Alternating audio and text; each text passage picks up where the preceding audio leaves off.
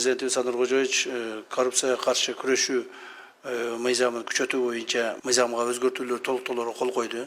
Ошонун негизинде мындан ары ошол мыйзам менен жашайбыз. Мыйзам күчүнө 21 январда кирет. 21 январдан баштап мамлекетибизде эгер кайсыл бир мамлекеттик органдын кызматкерлери коррупциялык элементтер менен шектелип колго түшүп же болбосо ошол жоопко тартыла турган болсо, мыйзам катаал жазаларды карап атат. Коррупциялык кылмыштарга шектелген адам соттун чечими менен сөзсүз түрдө түрмөгө камалат.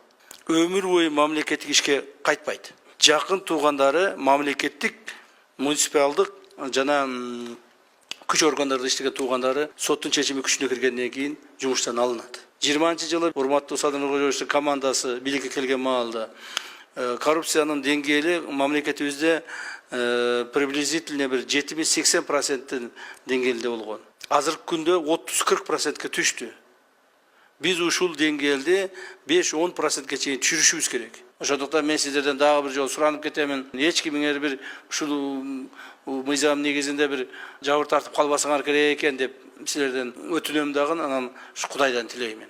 Ошон үчүн этият болуңуздар, урматтуу жетекчилер.